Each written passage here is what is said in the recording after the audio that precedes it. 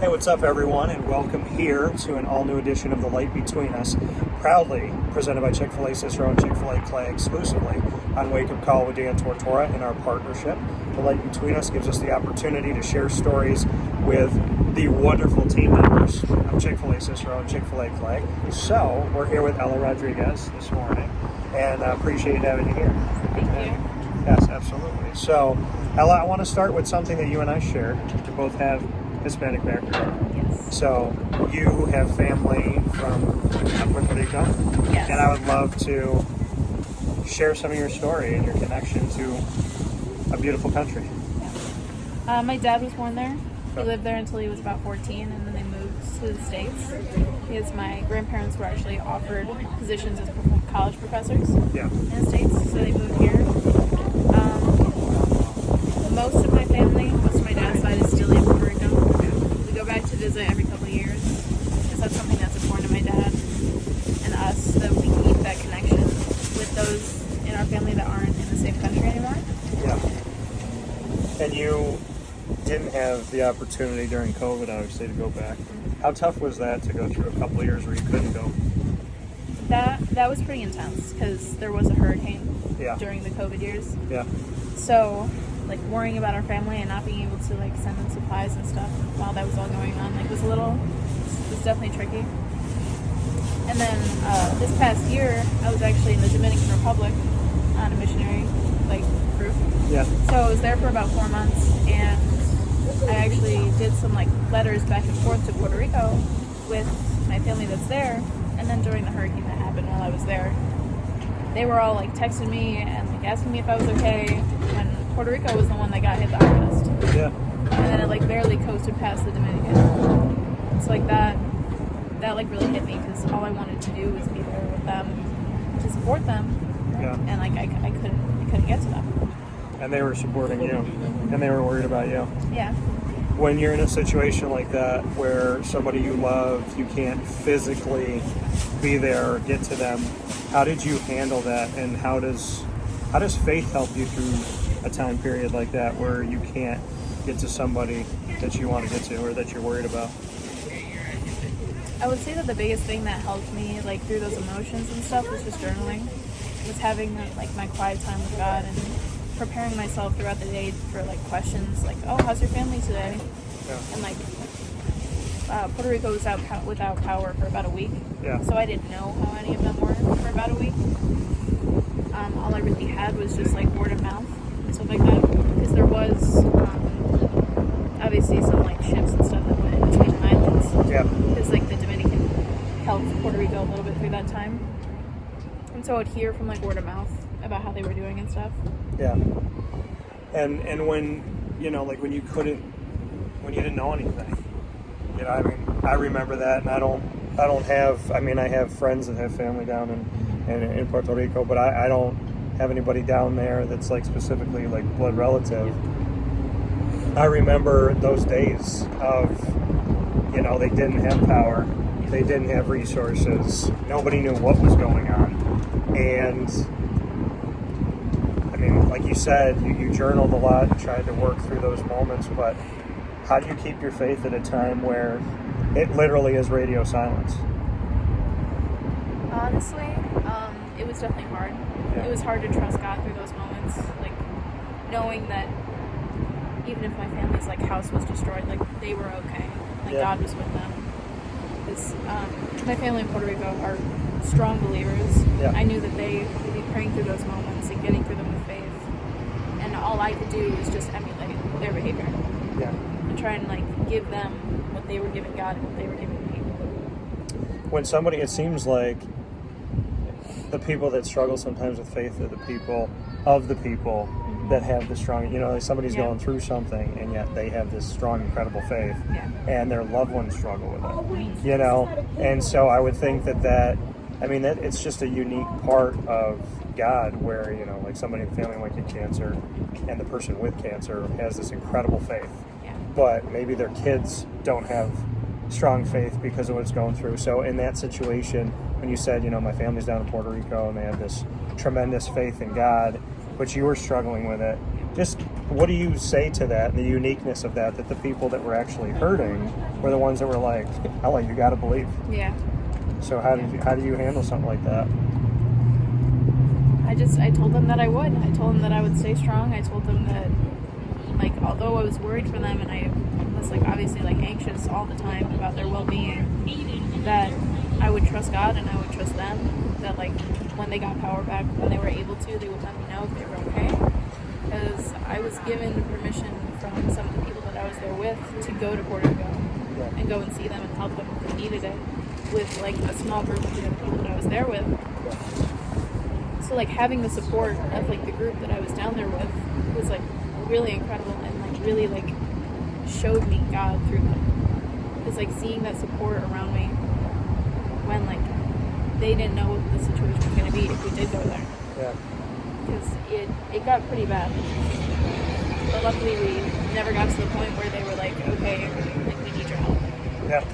Like, we need you to come down to Puerto Rico. We need your help to, like, build up these communities again.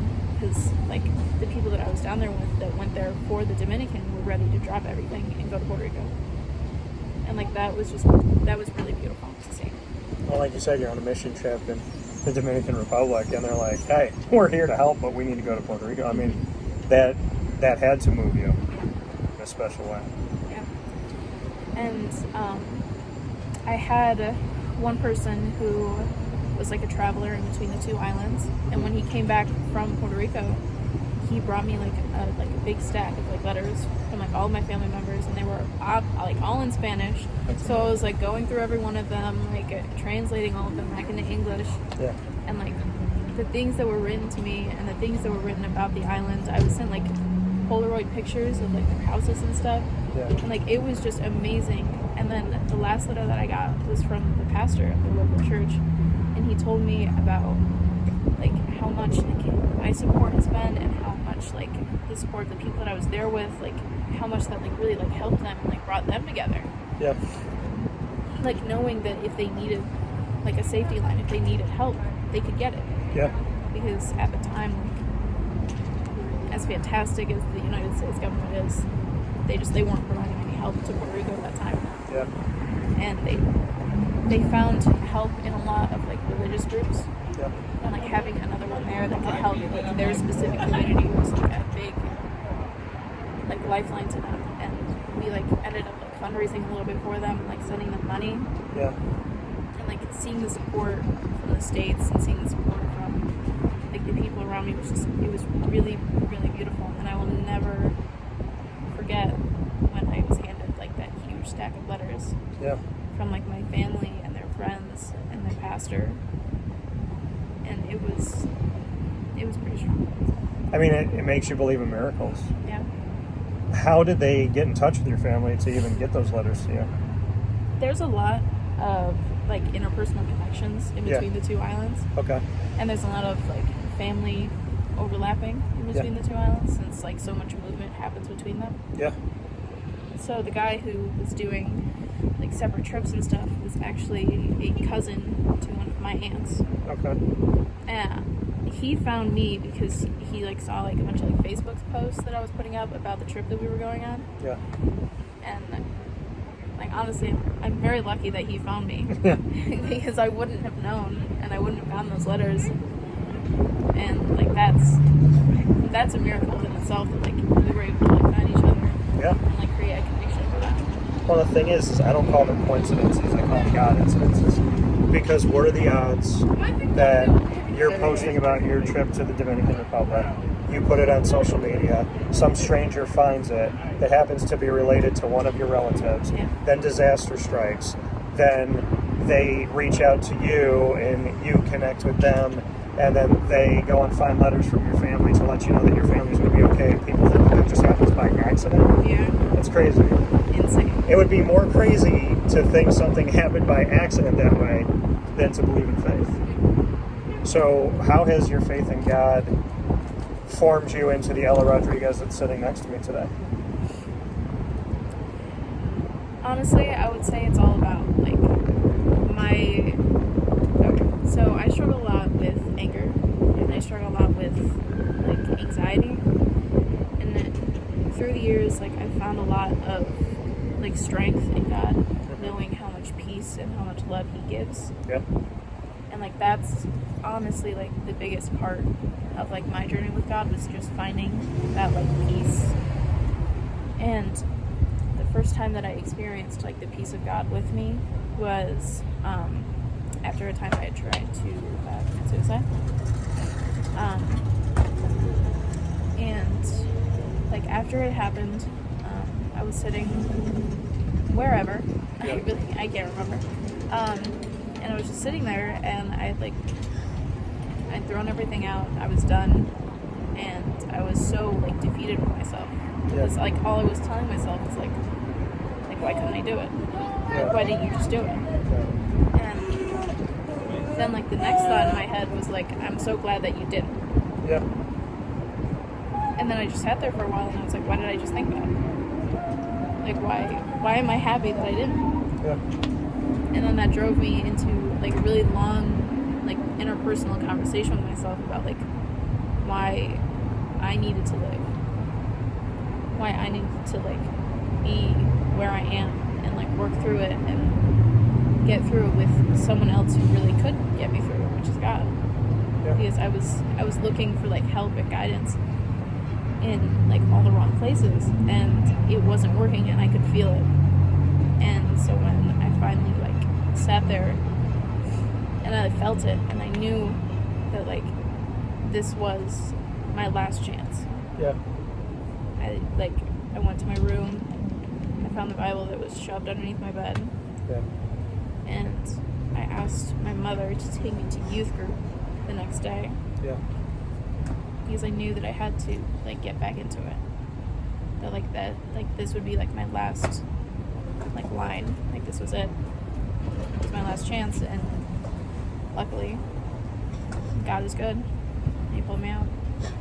Here you are. Yeah. I appreciate so much that you felt safe enough to tell that story. I thank you for that. I'm happy that you're here. You know, and I can say, and I've said it on the show before, and I think it's important to say, you know, I almost got to that point too, on more than one occasion, and God is the one that took me out. You know, there was this love, there was this peace in chaos that I can't describe. And I love that you told your story, because people see you as this, you know, happy-go-lucky, smiling, saying my pleasure here at Chick-fil-A, but they don't know what you've been through. And I think when people know that the happy person they see had a tough time, it hopefully makes them believe that they can get through what they're going through.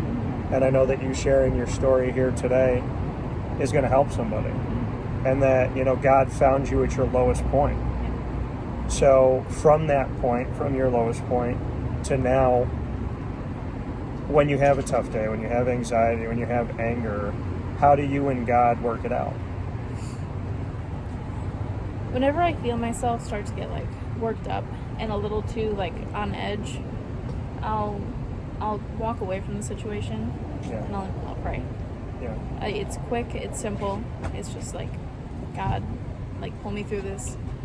Help me not to like show this frustration. Help me not to be the person that I was. Yeah. Because the person that I was very angry, and she was very open to stating her anger, and I don't want to be that person anymore. And that's not who like God calls me to be anymore. And just like reminding me of that, and like knowing for a fact that like I'm saved, I can get through this, like He is with me. Yeah. Just helps me to like regain my thoughts, like stay calm. And then I'll usually like write something down on my phone, and then at night I'll like journal it down, like to like remind myself like if I'm having a like bad hard time, I can look back on these notes and say, oh, like He pulled me through that time, He pulled me through that time. Yeah. I think it's important to journal, and I agree with you, because I think in the moment you're going through all these feelings, but once you write them down, it's almost like they leave you. You know, you put them on paper, it's like they left your body, but when you don't put them out on paper, they're like stuck inside you. They're trapped. And when you set them free, eventually you end up setting yourself free from those thoughts and feelings. So what brought you here? How'd you end up at Chick-fil-A? Before I worked here, my sister was a manager here. Okay. Marcelina Rodriguez. Okay, I said we got to shout her out. So okay. She actually works at Clay now. Nice. Still in the family. Mm-hmm. So I started working here as a team member. I didn't see myself becoming a manager. I was just like, oh, it's a job. My sister got me this job. Yeah. And eventually, I was speaking to Josh Allen, and he saw like a lot of potential in me, and there was a lot of like personal growth that I went through that like people saw in this restaurant. Yeah. Because even when I started, I would say that I was still a pretty like frustrated person. Yeah. Do you want to stop? Oh, you're good. Okay. You go ahead. I would say that I was still like a pretty like frustrated person, and I would say that this job helped me to like regain a lot of composure quickly. Yeah. Because in this job, in any job, you can't get frustrated. Yeah. Like a lot of this job is just letting stuff go. Yep.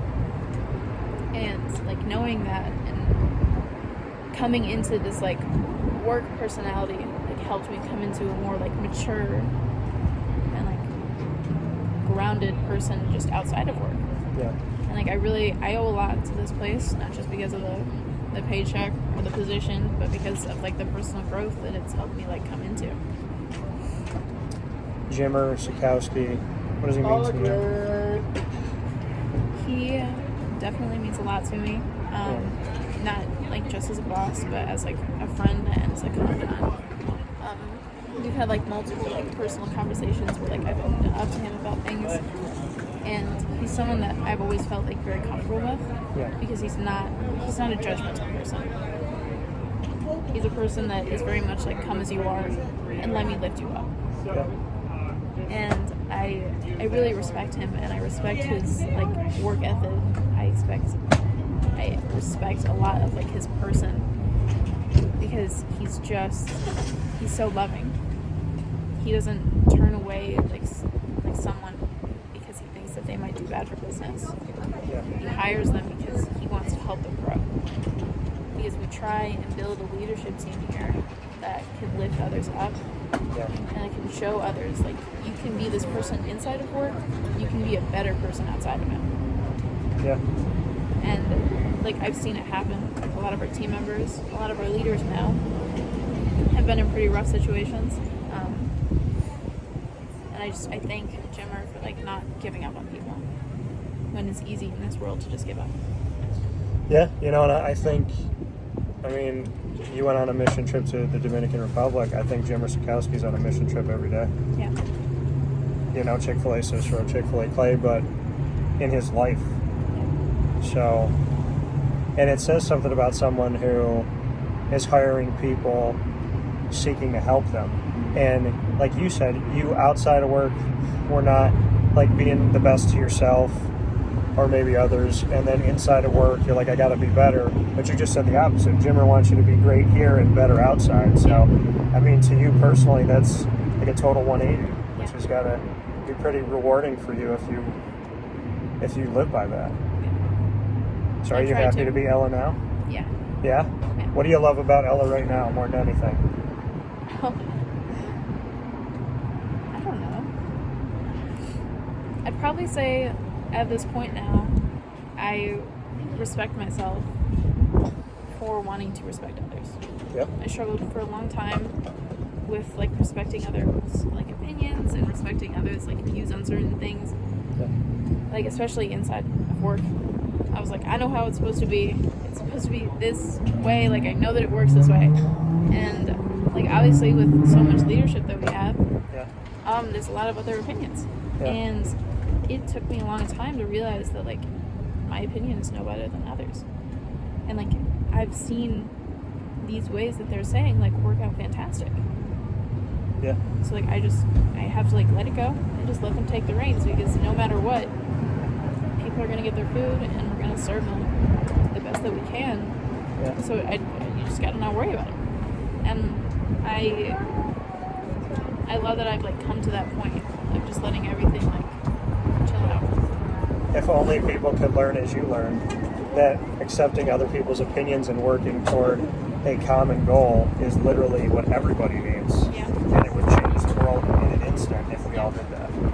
Ella Rodriguez, The Light Between Us. One of my favorite interviews I've ever done in my life. And we've had over 4,000 people on the show. So, and I'm not just talking about the light between us. There's some warmth and there's good in you. Thank you. Hold on to that good, okay? Thank you. Give me a hug. Thanks for everything. Thanks for telling your story. Thank Ella you. Rodriguez, come see her and the awesome team here at Chick-fil-A Cicero and also Chick-fil-A Clay. And we'll talk with you soon. And as we always say, God bless, no stress, do your best. Take care. Have a good day.